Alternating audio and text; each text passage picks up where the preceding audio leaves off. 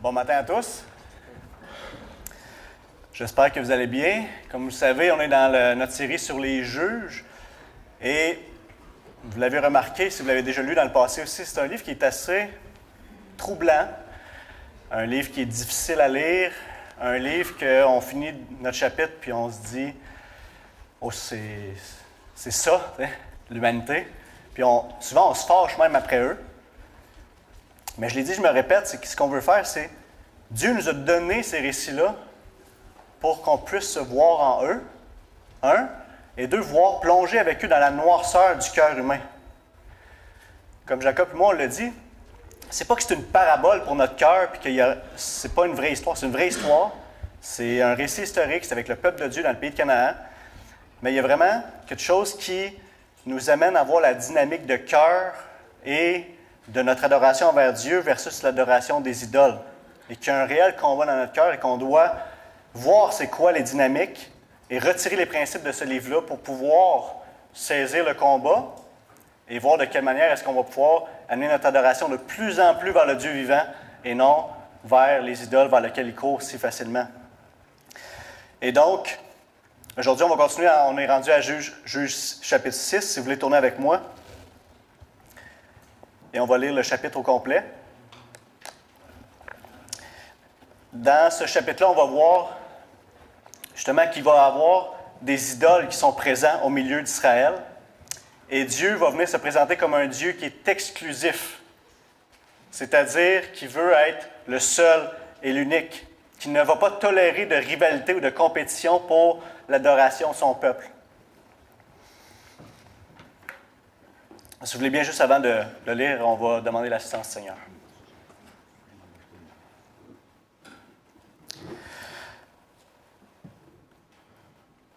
Seigneur Dieu, on se place devant toi ce matin humblement, comme tes créatures, comme tes serviteurs, comme tes enfants, désirant apprendre de toi. Tu as donné ta parole pour qu'on puisse te connaître mieux, se connaître mieux nous. C'est un miroir pour nos cœurs, pour nos âmes. Par ton esprit, viens sonder nos cœurs, viens sonder nos motifs, viens sonder, Seigneur, qu'est-ce qui nous anime alors qu'on va plonger dans ce récit au cœur de l'idolâtrie. On sait tous ici ce matin qu'on en a des idoles. Montre-nous lesquelles. Et Seigneur, montre-nous pas seulement lesquelles, mais donne-nous la force, le désir de les détruire pour toi. Dans le nom de Jésus. Amen. Donc, la structure du texte, on va suivre en 2 points. Les 10 premiers versets, ça va être, on va voir qu'un Dieu exclusif va corriger son peuple pour l'amener à la repentance. On va voir dans le 2e point, les versets 11 à 40, qui est un petit peu plus long. On va voir que ce Dieu exclusif-là va préparer la délivrance et ne va pas tolérer la rivalité. Alors, ça va être nos 2 points. Et je commence avec le premier point ici. Et je vais le résumer parce que dans ma dernière prédication, j'ai passé beaucoup de temps à expliquer. Puis on voit que c'est un pattern qui revient dans les juges. Il y a toujours une petite angle différent. Puis c'est ça qu'on va vouloir voir ensemble. Mais dans les premiers versets, on voit le classique, les Israélites qui refont ce qui est mal devant l'Éternel. Et on se rappelle, ce que ça voulait dire, c'est qu'ils ont oublié Dieu. Ils ne vivent plus conformément à leur connaissance de l'Éternel. Et ils ont commencé à avoir des idoles dans le pays et adorer d'autres dieux. Et donc, cette fois-ci, Dieu ne fait pas simplement les livrer à un peuple qui va les oppresser, qui vont les avoir sous leur charge, comme quand on voyait avec Églon qui avait un tribut et tout. Cette fois-là, c'est qu'ils viennent simplement ravager à chaque année, quand il y a les récoltes, au temps de la moisson, ils viennent, puis ils ravagent Israël, ils tuent leurs animaux, ils prennent la viande, ils prennent les récoltes, puis ils retournent chez eux. Là, Israël est juste dans une misère. Il n'y a pas personne qui est là pendant ce temps-là. Ils viennent juste voler, prendre ce qu'ils avaient semé. Et donc, ils se ramassent avec plus de vivres, plus de brebis, plus de bœufs, plus d'ânes. et ils sont dans une grande misère et on voit comme à leur habitude, eh bien c'est alors qu'ils sont dans un grand pétrin, quand ça va vraiment mal, alors là ils se tournent puis ils crient à l'Éternel. Alors, c'est qui eux, ces personnes-là? Amalek, les nomades de l'Est, Madian, c'est des ennemis d'Israël depuis un certain temps, qui se trouvent de l'autre côté du Jourdain, mais qui avaient déjà vaincu dans le passé. Alors, quand Dieu était avec eux, les accompagnait, il avait vaincu ces peuples-là.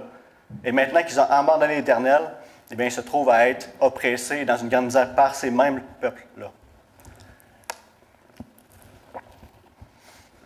On voit que Dieu les avait avertis que s'ils se détournaient de lui et qu'ils embarquaient dans l'idolâtrie, il allait avoir les conséquences. Et il y en a plein, et on les voit à chaque fois que ça retombe dans le même cycle, différentes conséquences qui arrivent.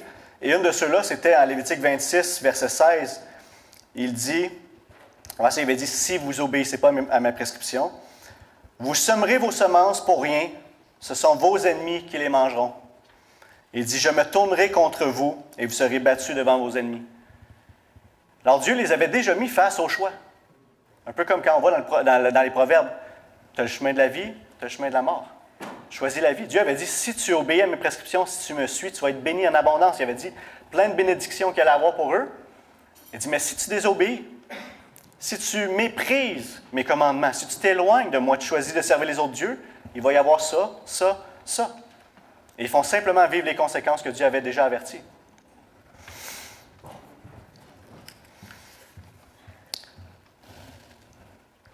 Donc,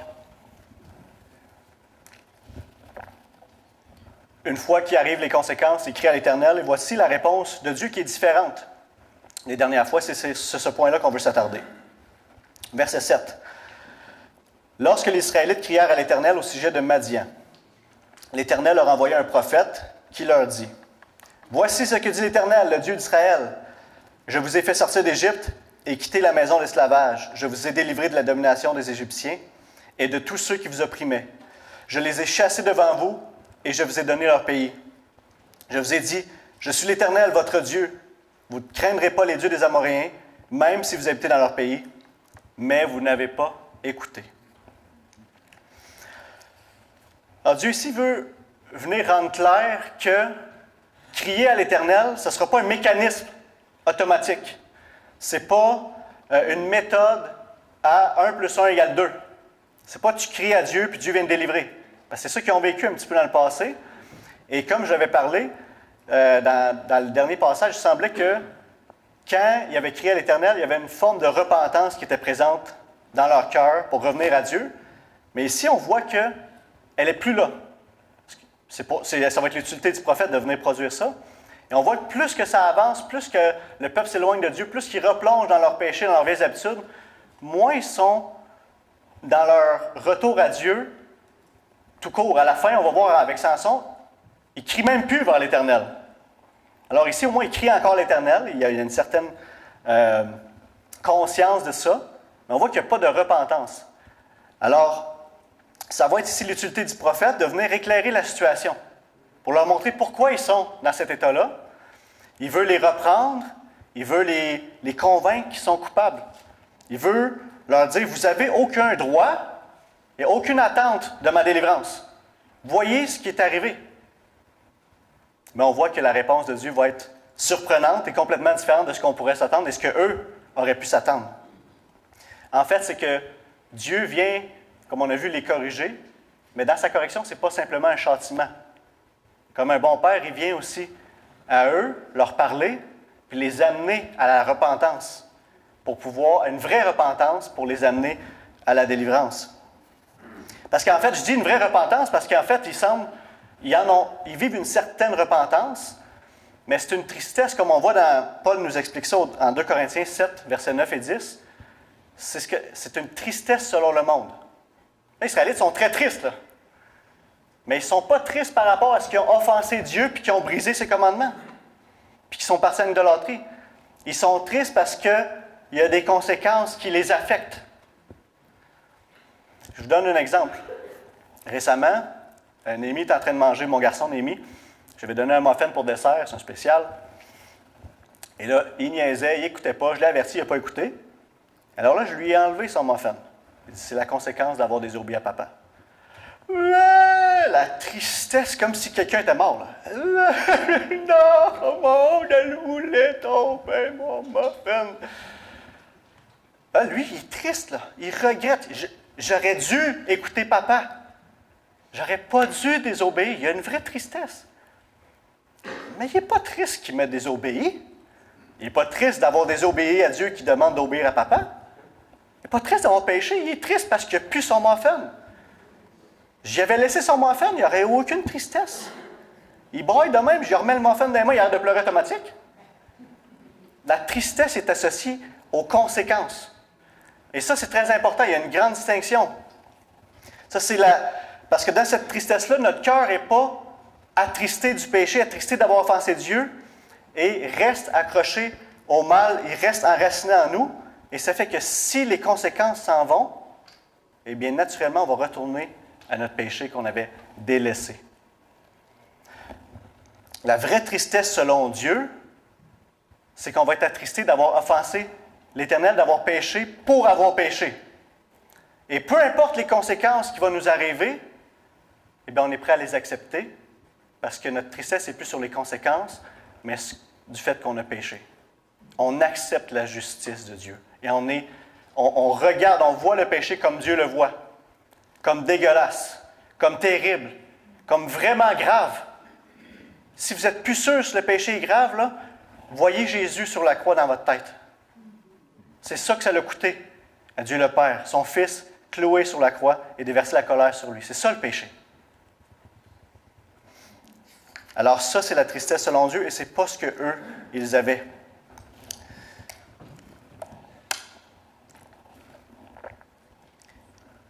On voit dans le passage que ce n'était pas la volonté ni la force à Dieu qui manquait de délivrer son peuple. Mais c'était eux qui s'étaient mis dans cette situation-là. Et Dieu, comme un bon père, ne peut pas juste ni les laisser livrer à eux-mêmes sans intervenir, ni non plus les délivrer sans rien faire.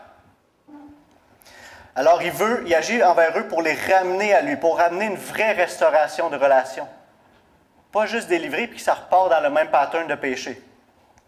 Et c'est la même chose avec nous. Si tu es pris, là, je veux parler à votre conscience puis vous laisser le temps de réfléchir.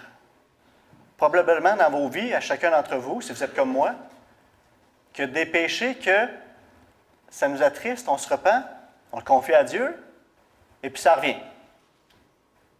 Et puis on refait, et puis ça revient. Et on le refait, et ça revient, puis on dirait qu'on est... Le péché, il est tout le temps là dans notre vie, le même, puis on n'est pas capable de s'en débarrasser. Alors, je vous propose que s'il y a des péchés comme ça qui reviennent, il y a probablement une sorte de repentance, une tristesse dans notre cœur qui n'est pas la bonne, qui est selon le monde.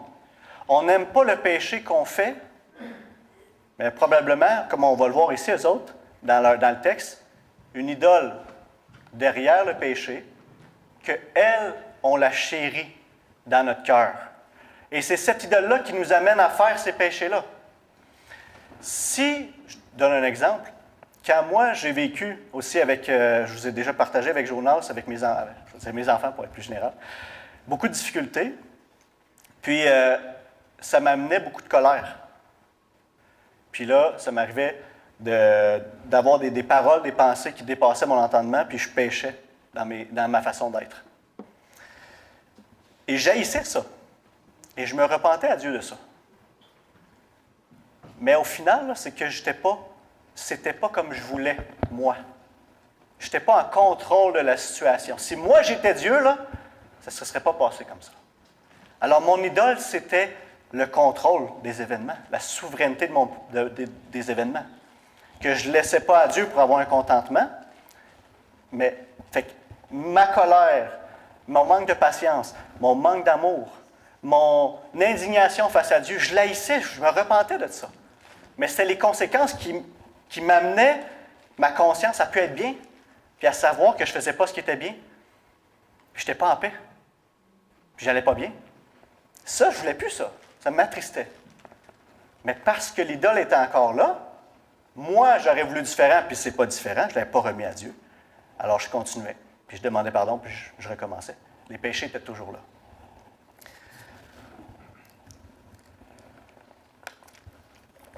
Et il n'y avait pas une repentance selon Dieu qui amène à un réel changement de cœur, à des réels changements de comportement par la suite. Quand l'idole est tassée et qu'on retourne à Dieu, maintenant, le cœur, il y a des nouvelles affections, une nouvelle soumission à Dieu, et là, on peut adorer sans retourner dans ces mêmes péchés-là. Ce qui va nous amener à notre deuxième point, où on va voir que Dieu va ici préparer la délivrance. Dieu est un Dieu de grâce. Dieu n'a pas attendu qu'il se repente pour envoyer un prophète. Déjà là, un Dieu gracieux qui nous devance. Mais ensuite, il n'a pas attendu qu'il se repente non plus pour préparer la délivrance au travers de Gédéon. Mais on va voir dans notre passage que Dieu, par exemple, ne tolère pas la rivalité. Il y a des choses à régler avant d'intervenir. Alors, verset 11. Puis l'ange de l'Éternel vint et s'assit sous le tébérinthe d'Ophra, qui appartenait à Joas, membre de la famille d'Abiézer. Son fils Gédéon battait du blé au pressoir pour le mettre à l'abri des Madianites. L'ange de l'Éternel lui apparut et lui dit, « L'Éternel est avec toi, vaillant héros. » Gédéon lui dit, « Ah, mon Seigneur, si l'Éternel est avec nous, pourquoi tout cela nous est-il arrivé? Où sont tous ces actes merveilleux, ceux que nos pères nous racontent quand ils disent, « L'Éternel ne nous a-t-il pas fait sortir d'Égypte? » Maintenant, l'Éternel nous abandonne et nous livre entre les mains de Madian. L'Éternel se tourna vers lui et dit, « Va avec la force que tu as et délivre Israël de l'oppression de Madian. N'est-ce pas moi qui t'envoie? » Gédéon lui dit, « Ah, mon Seigneur, avec quoi délivrerai-je Israël? Mon clan est le plus faible de Manassé, et je suis le plus petit dans la famille de mon père. » Et je prends une petite note ici pour dire que quand Gédéon répond, « Ah, mon Seigneur », le terme qui est utilisé, c'est Adonai, puis ça peut être utilisé dans un contexte où n'importe quelle personne qui est plus haut que toi dans un statut social. Alors, ce n'est pas nécessairement mon Seigneur comme « Oh, Dieu ». Alors que, là, ça s'en vient, là, quand il va dire « Seigneur éternel », là, c'est Yahweh, c'est le Dieu, le roi des rois. Là. Verset 16, l'Éternel répondit, « Mais je serai avec toi, et tu battras... » Ah, merci René. « Et tu battras les Madianites comme s'il s'agissait d'un seul homme. » Alors, vous voyez ici, quand il est venu à lui, il a dit, « L'Éternel est avec toi. » Et là, il dit, « Mais je serai avec toi. » Alors là, Gédéon commence à comprendre à qui est devant lui. Là. Et il va même dire, comme s'il s'agissait d'un seul homme, que Gédéon va pouvoir battre Madian comme s'il s'agissait d'un seul homme. Madian, il dit, on n'est pas capable, c'est impossible de battre Madian, ils sont trop nombreux, ils ont trop d'alliés. Fait qu'on voit ici le contraste entre ce que Gédéon pense et ce que Dieu dit quand il est avec lui par la suite.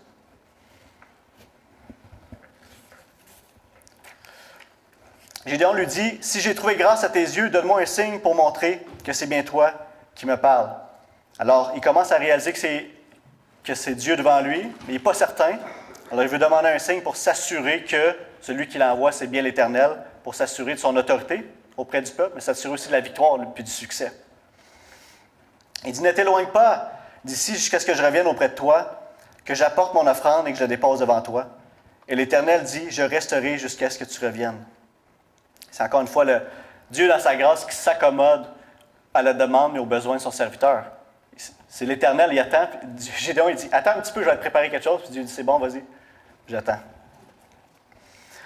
Gédéon entra chez lui, prépara un chevreau et fit des pains sans levain avec 22 litres de farine. Il mit la viande dans un panier, le jus dans un pot, lui apporta sous le tébérinthe et les présenta. L'ange de Dieu lui dit, « Prends la viande et les pains sans levain, pose-les sur ce rocher et verse le jus par-dessus. » Et c'est ce que fit Gédéon. L'ange de l'Éternel avança le bâton qu'il avait à la main et toucha la viande et les pains sans levain. Alors un feu se leva du rocher, un feu qui brûla la viande et les pains sans levain. Il a reçu l'offrande pour lui-même. Puis l'ange de l'Éternel disparut de la vue de Gédéon. Comprenant que c'était l'ange de l'Éternel, Gédéon s'exclama, « Malheur à moi, Seigneur Éternel, car j'ai vu l'ange de l'Éternel face à face. » Et l'Éternel lui dit, « Reste en paix, n'aie pas peur, tu ne mourras pas. » Et Gédéon construit là un autel à l'Éternel, et il l'appela l'Éternel paix. Il existe aujourd'hui encore à Ophra, qui appartenait à la famille d'Abiézer. Ici, on a un passage quand même intéressant où on voit ce personnage-là, l'ange de l'Éternel. Et je ne vais pas plonger tout en détail, mais je vais juste mentionner d'autres endroits où on le voit, puis faire des conclusions de ce personnage-là. Juste dans notre texte, on voit c'est clair. l'ange de l'Éternel arrive, et ensuite, l'Éternel se retourna. Et il accepte l'offrande. On voit que c'est Dieu. Il est divin. On s'appelle aussi que l'ange de l'Éternel est apparu à Moïse dans le buisson ardent qui brûle puis qui n'arrête pas de brûler. Là. Bien, au début, c'est l'ange de l'Éternel. C'est encore le même principe où quand Moïse approche, puis là, c'est Dieu lui dit, ou l'Éternel lui dit, « Moïse, enlève tes souliers, car la terre sur laquelle tu marches est sainte. » Alors, on a ce même point-là. On va voir d'autres liens aussi. Mais quand on va dans le passage avec Josué, c'est intéressant parce que là, c'est un guerrier qui arrive et Josué lui dit, « Qui es-tu? » Il dit, « Je suis le chef de l'armée de l'Éternel. » Alors, on voit qu'il est distinct de Dieu, mais il est Dieu. Puis on voit que dans ce passage-là, à Josué, il va prendre les mêmes mots qu'en Exode pour le lecteur attentif fasse les liens. Il va dire à Josué, « Enlève tes sandales, car la terre où tu te tiens est sainte. » Alors, même personnage, même parole, éloigne-toi parce que je suis Dieu, ôte les sandales. Et ici, l'ange éternel qui est Dieu. Alors, on voit ici que c'est déjà ce principe-là de quand Dieu se manifeste d'une manière visible, tant qu'il peut voir comme ça. Ça semble être le Dieu, le Fils, qui est préincarné. Jésus n'est pas encore venu, mais il est déjà présent parmi son peuple. On voit déjà l'Esprit qui est à l'œuvre dans l'Ancien Testament. On voit Dieu le Père assez facilement, évidemment. Mais là, tu as Dieu, le Fils, qui est déjà aussi présent et manifeste auprès de son peuple à différents moments clés qui se présentent comme ça.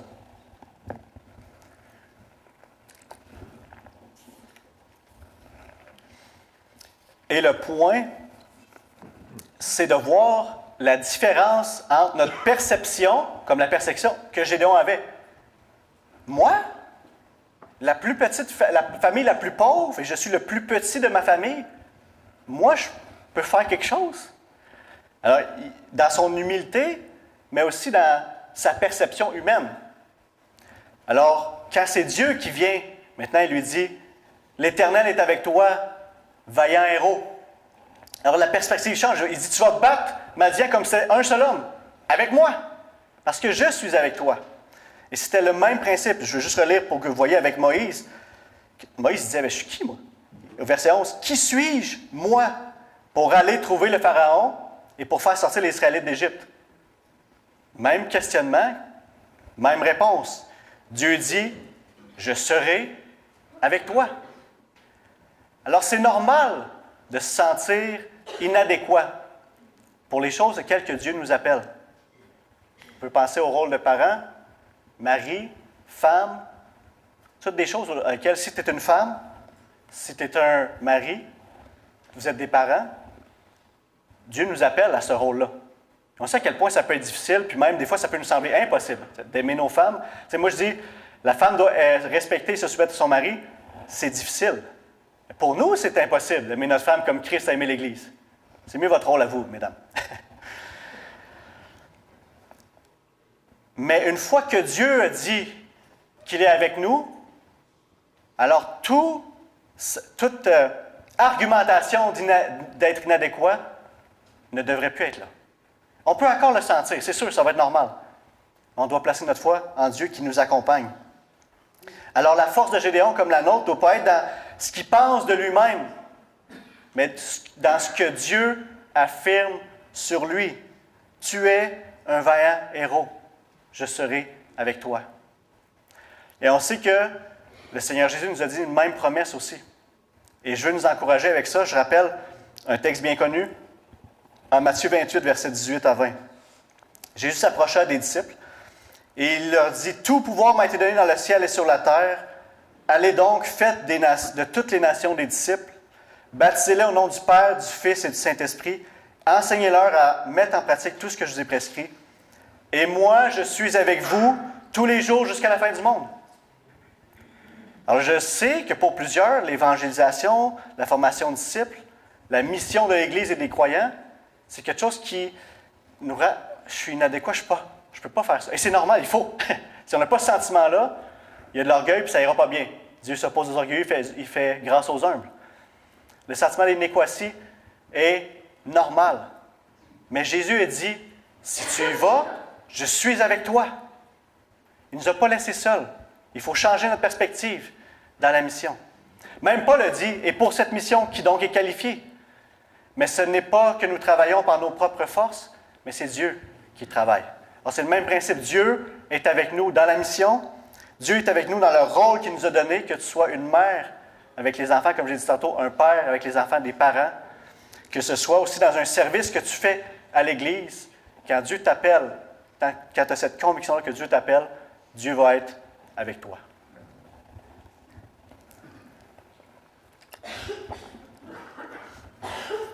Et une chose que je veux qu'on remarque ensemble, c'est que nous, on le voit dans l'épisode se dérouler, tu sais, l'ange éternel, l'Éternel se tourna, fait qu'on a compris que c'était Dieu avant que Gédéon comprenne que c'était Dieu. Vous comprenez? Lui, il n'est pas certain, mais une fois qu'il a reçu l'offrande devant lui et qu'il réalise qui est devant lui, qu'est-ce qu'il fait? Il s'exclame « Malheur à moi! » C'est une déclaration d'autocondamnation. Il dit « Ça y est, je suis mort, c'est sûr. » Parce qu'il savait, comme Dieu avait dit, quand Moïse voulait qu'il se révèle à lui, « Tu ne pourras pas me voir mon visage, car l'homme ne peut pas me voir et vivre. » Dieu, étant saint et parfait, ne peut pas le voir. On mourrait. Mais lui, il a rencontré Dieu face à face. Il a eu peur de mourir. Mais Dieu lui a accordé sa paix. Ma question pour toi ce matin, c'est, est-ce que tu as cette paix-là en Dieu? Est-ce que tu es certain que ton âme est en paix avec le Dieu trois fois saint? Parce qu'un jour va arriver où tu vas voir Dieu, de sur un trône blanc, pour le jugement final, où il va y avoir une séparation de ceux, il va y avoir un jugement sur toutes les œuvres. À ce moment-là, on peut cacher des choses. On peut les garder pour nous, les faire en secret, que personne ne sait, dans notre cœur, dans notre tête. Mais à ce moment-là, Dieu va demander des comptes à ses créatures. Et toutes les pensées, toutes les paroles, toutes nos actions, toutes nos motivations vont être comme à nu devant le Dieu infini, le Dieu l'Éternel. On va devoir rendre des comptes. Et ceux qui auront placé leur foi en Jésus-Christ vont avoir reçu la paix que Dieu a offerte sur la croix. Mais si ce n'est pas fait, si tu n'es pas encore allé à Jésus pour être sauvé, pour recevoir cette paix-là que Dieu offre, vas-y ce matin. Va à Jésus. C'est lui notre paix entre Dieu et les pécheurs.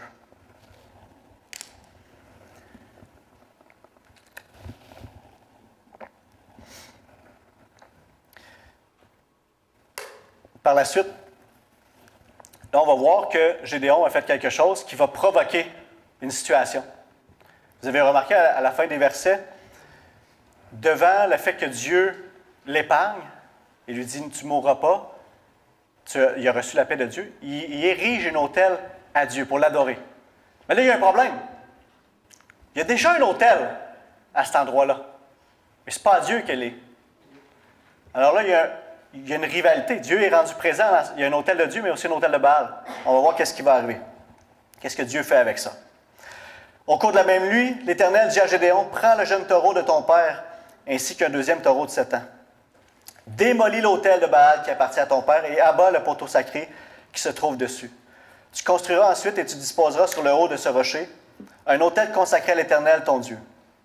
Tu prendras le deuxième taureau et tu l'offriras en holocauste en utilisant le bois de l'idole que tu auras abattu. » Gédéon prit 10 de ses serviteurs et fit ce que l'Éternel avait dit.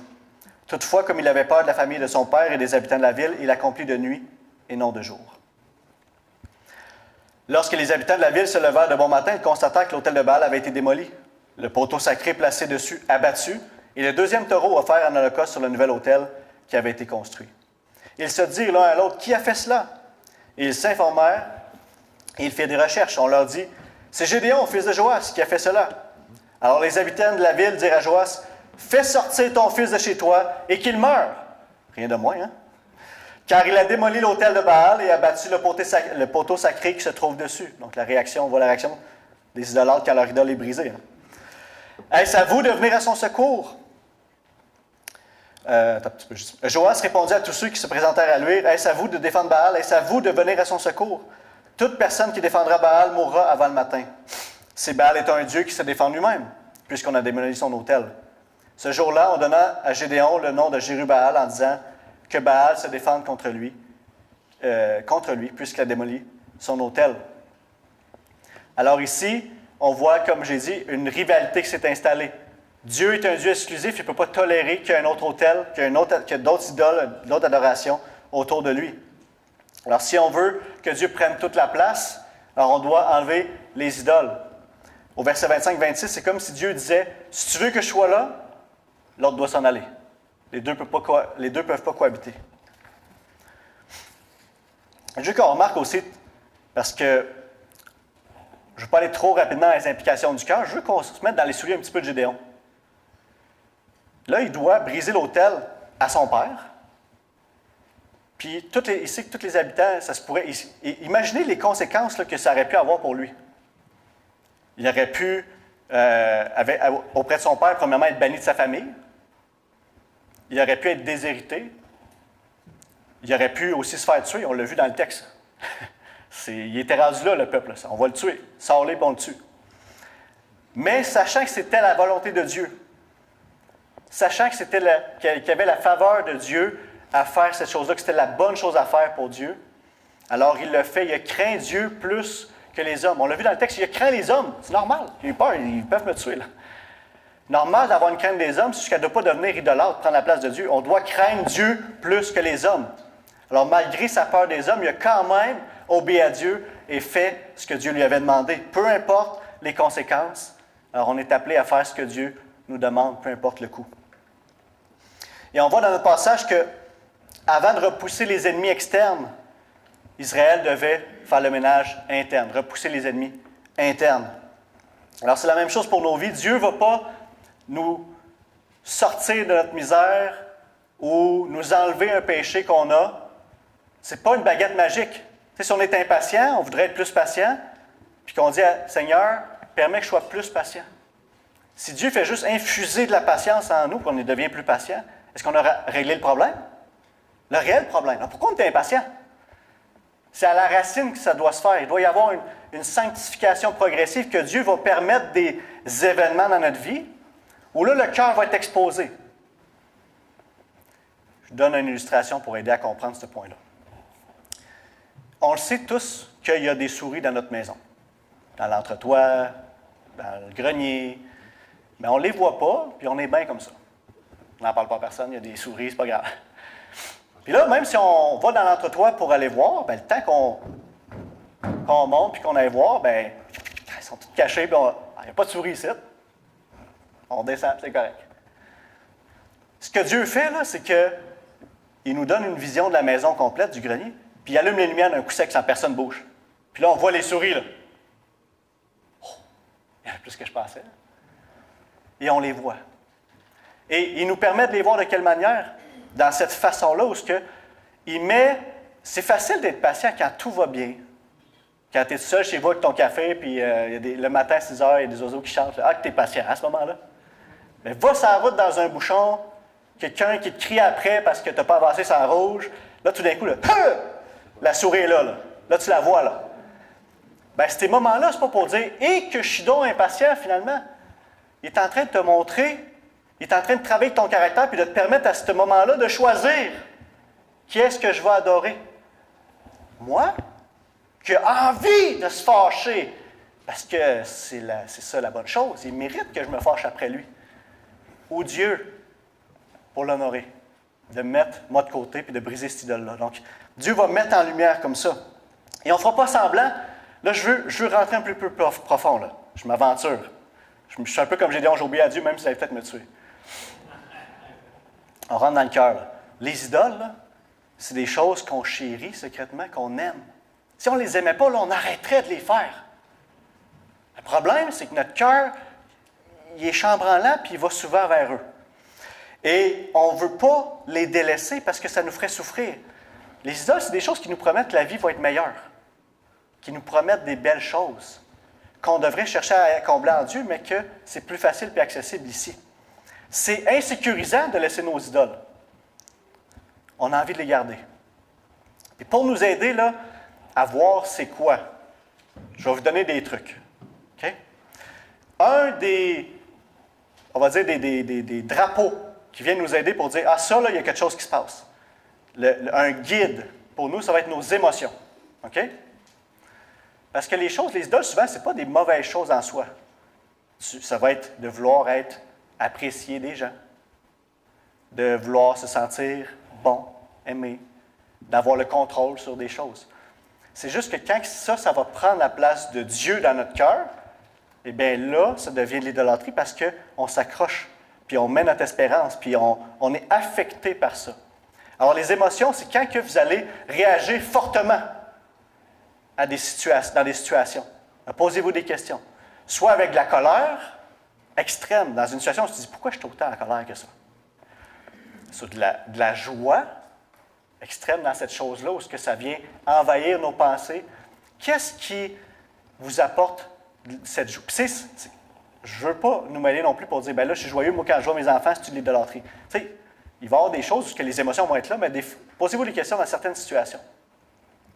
Où est-ce qu'on va avoir des émotions qui vont être écrasantes, paralysantes, quand il arrive des choses. Si tu te poses la question, sans ça, je ne pourrais pas être heureux. Ça, là, si je perds ça, là, la vie ne vaut plus la peine d'être vécue. Si ce n'était pas comme ça, qu'est-ce qui vient toucher vos valeurs, votre identité? Qu'est-ce qui vient vous affecter grandement? Je donne un exemple personnel. Essayez de vous identifier aux vôtres. Puis ensuite, je vais nommer plein d'idoles pour qu'on puisse les choisir. Un des miens, très fort, c'est l'approbation des gens. Quand je faisais le groupe vie dans le passé, j'étais peu expérimenté, les gens dans le groupe avaient plus d'expérience que moi, alors je voulais leur montrer que je savais ce que je parlais, puis que je voulais qu'ils voient que j'étais un homme de Dieu, puis que hey, je suis l'apprenti à Matthieu, il doit valoir la peine, puis je voulais me sentir bon, puis tout ça. Fait que là, quand j'enseignais, puis que j'apportais quelque chose qui... Quelqu'un me disait « Ah, je ne suis pas sûr que c'est ça que ça veut dire », ou que j'apportais une question, puis c'était pas clair, il fallait que je répète, puis j'avais pas bien passé mon point, Mathieu me faisait un feedback. Là, je revenais, là, je me brossais les dents, là, puis là, je pensais à ça. Qu'est-ce qu'ils vont dire de moi? Puis, est-ce que je vais encore pouvoir enseigner le prochain coup? Puis, j'aurais dû dire ça différemment. Puis là, j'allais me coucher, là, puis là, j'étais pas bien. Il faut que je revienne là-dessus prochain groupe vie. Qu'est-ce qu'il faudrait que j'appelle tel pour faire sûr que... Fait que là, ça venait me... C'est pas normal que ça m'affecte autant. Fait que vous allez voir dans certaines situations, qu'est-ce qu'il va arriver? Moi, il arrive une situation, puis là, ça te met dans une colère ou une tristesse, tu es quasiment en dépression parce que ça l'arrive. Wow! Pourquoi tu es dans cet état-là? Mais là, tu comprends pas. Non, il y a sûrement quelque chose. Là, je vais en nommer. On va prendre le temps que l'Esprit vienne faire une œuvre pour éclairer dans chacune de vos vies les souris.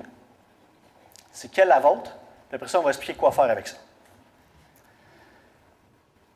La sécurité financière. Le confort. Le plaisir ou le divertissement. La richesse. Le contrôle, j'en ai parlé tantôt. La liberté. Le bien-être. L'amour. Les relations, le succès, la gloire, vouloir la gloire pour nous au lieu de la laisser à Dieu. La piété, vouloir être un bon chrétien ou une bonne personne, à tout prix. S'élever en petit Dieu puis juger les autres personnes qui sont moins pieux que nous. C'est de l'idolâtrie, ça aussi. C'est subtil, ça vient partout. Le moi, en anglais, self, le vieil homme, qui s'érige en Dieu, l'orgueil.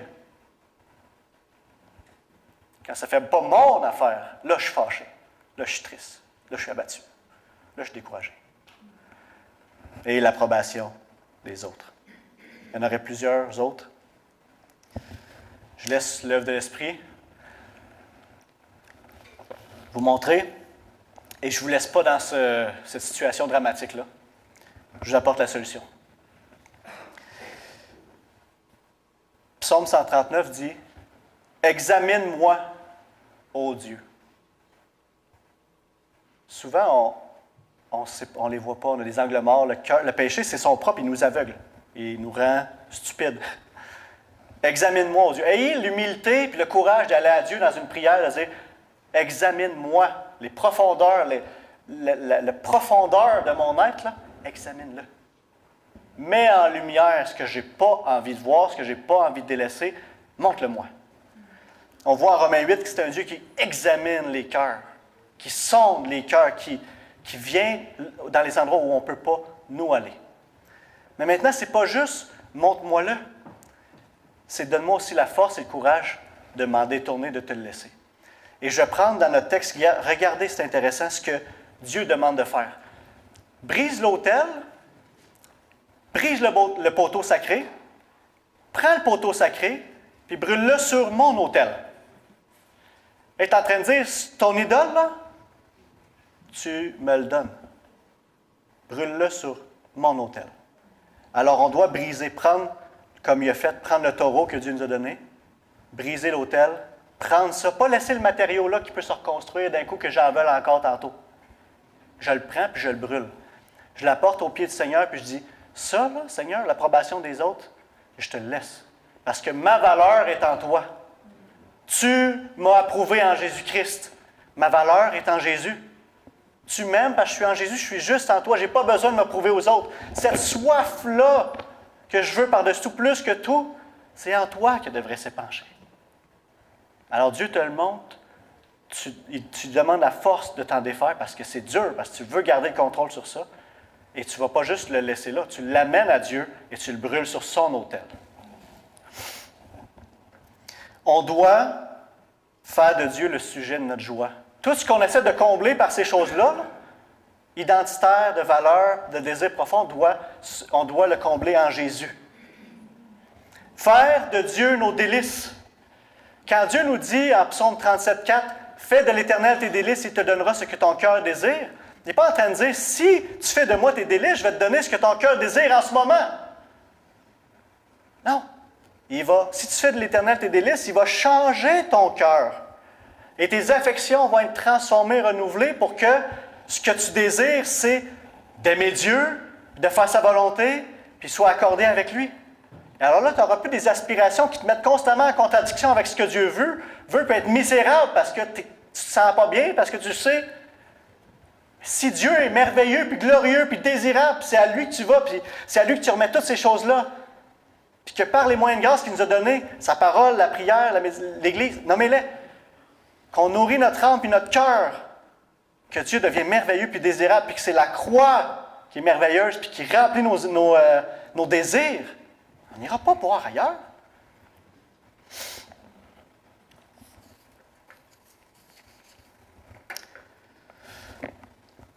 Qui nous amène à terminer avec, tout de suite, j'ai oublié un verset, là? Non? OK. Je vais l'apporter à la fin.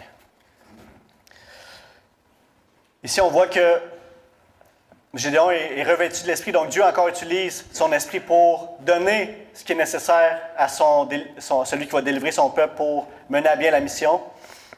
Il rassemble quelques tribus pour partir en guerre parce que Madian, comme à chaque année, il est rendu à la saison des récoltes, il s'en vient pour les détruire, mais là, il va faire un mur. Verset 34. Oups, je suis allé trop vite. Non, c'est pas vrai. Ah oui, un point important. Ici, regardez bien, il dit, il envoya des messagers. OK. Non, il sonna la trompette et la famille d'Abiézer fut convoquée pour marcher à sa suite. La famille d'Abiézer, c'est eux qui ont dit, Joas, fallait sortir puis qu'il meure. Ils sont convoqués puis il va avec lui. Marcher pour Dieu dans la guerre. Changement de cœur, il y a quelque chose qui est arrivé. Alors ici, juste une petite note pour dire, quand on montre l'exemple, quand nous-mêmes on obéit puis on se consacre à l'Éternel, il ne faut pas négliger l'effet que ça peut avoir sur les autres autour de nous, en donnant l'exemple. Et ces gens-là étaient prêts à tuer pour te détruire Baal, et puis là, il les convoque pour aller combattre pour Dieu, puis ils s'en viennent avec lui, parce qu'au moins que Baal ne s'est pas défendu. Verset 35, il envoie des messagers, convoque les autres tribus pour venir à son aide. Et ici, on va s'arrêter pour le lire. Gédéon dit à Dieu, et je veux que vous remarquiez ce que j'ai souligné puis mis en gras, c'est par exprès. Si tu veux délivrer Israël par mon intermédiaire, comme tu l'as dit, pas sûr, là. Je vais mettre une peau de mouton avec sa laine dans l'air de battage. Si la peau seule se couvre de rosée, que tout le terrain reste sec, je saurai que tu délivres Israël par mon intermédiaire, comme tu l'as dit 2 fois. Et cela se passa ainsi. Le lendemain, il se leva de bonne heure, pressa la peau de mouton et en fit sortir de la rosée. Elle donna une coupe pleine d'eau. Là, il se dit, hey, attends un peu. Ce qu'il a fait, c'est qu'il a mis une peau de mouton, puis il a dit à Dieu, si toute l'eau va là, ben, je vais savoir que c'est toi. Là, il se dit, oh, hey, ça se peut que la peau de mouton, elle aspire l'eau, mettons, fait que ça se pourrait que ce ne soit pas Dieu qui a répondu. Hein? Je vais lui demander une plus dure. Et là, on voit qu'il est conscient, par exemple, de sa folie. Là. Gédéon dit à Dieu, que ta colère ne s'enflamme pas contre moi. Et je ne parlerai plus que cette fois. Je voudrais seulement faire encore une épreuve avec la peau de mouton, que la peau seule reste sèche et que tout le terrain se couvre de rosée.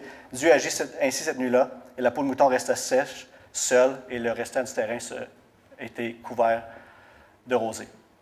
Ça, c'est impossible. Là, il était content. Là. Dieu l'a rassuré. Je ne passais pas beaucoup de temps sur ce point-là, parce que j'avais d'autres points à couvrir, mais juste rapidement. Là. Ici, ce n'est pas un exemple à suivre comme Gédéon était exemplaire là-dedans. Ce qui est magnifié dans le texte, là, c'est la grâce de Dieu. 2 points. Certainement, est-ce que Gédéon a été incrédule?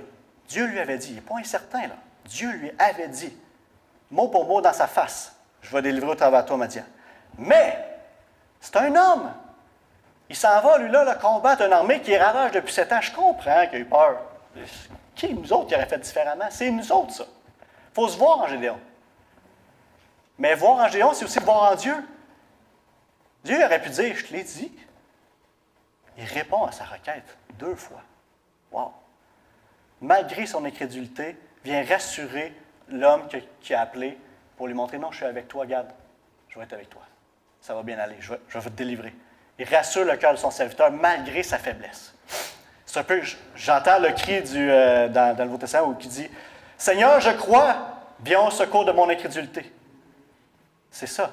Mais Dieu, dans sa grâce, l'a fait. C'est une belle prière. Alors, on a des principes à retirer de ça. C'est pas mauvais de demander à Dieu d'utiliser l'image pour dire « je mets une peau de mouton devant l'Éternel ». C'est pas mal. Mais si tu n'es pas certain, c'est un moyen de chercher la volonté de Dieu. Mais dans le passage même, c'était mal, parce que Gédéon savait que Dieu lui avait déjà dit, c'est pas comme si je cherche la volonté de Dieu, s'il veut m'envoyer, il sait. Mais si tu n'es pas certain, tu peux demander à Dieu, Seigneur, montre-moi, tu sais. Il peut avoir une conviction interne de l'esprit, il peut avoir quelque chose que tu dis, ouvre une porte.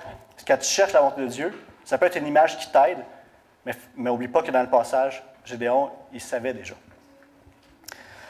Et je veux conclure en disant que Dieu est un Dieu exclusif. On l'a vu, quand il est rentré dans le peuple, quand il est revenu, il a dit, vous allez briser l'autel. Dieu est un Dieu jaloux, qui est jaloux pour nous. Christ est venu pour nous acquérir, pour qu'on lui appartienne à lui seul. Il ne veut pas qu'on aille ailleurs.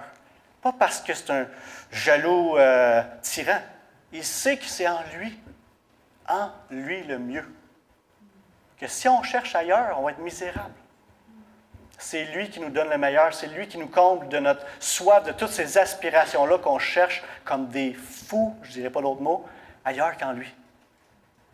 Alors il veut qu'on revienne à lui, qu'on trouve en lui tout notre plaisir, notre joie, notre satisfaction. Il veut être le Seigneur de notre cœur, s'asseoir sur le trône en souverain et que toutes les autres idoles puissent, si on l'élève et qu'on le voit comme merveilleux, si on fait de lui nos délices, tout le reste va s'estomper. Puis on n'ira plus aussi facilement s'abreuver aux autres endroits. Mais que Jésus soit celui de qui tout est par lui, tout est de lui, tout est par lui et tout est pour lui. Tout! Mais en commençant par mon cœur, ton cœur. Prions ensemble. Oui, Seigneur, tu es Dieu. Tout a été fait par toi, pour toi. Et Seigneur, à quel point nous, tes enfants, que tu as rachetés à un grand prix. Mais ça nous afflige tellement quand on est fou et qu'on va ailleurs qu'à toi. Pardonne notre folie. Fais-nous grâce. Sois le centre de nos vies. Brise les idoles autour de nous. Et qu'on t'appartienne, mon Seigneur. En Jésus. Amen. Que Dieu vous bénisse, frères et sœurs. Bonne semaine.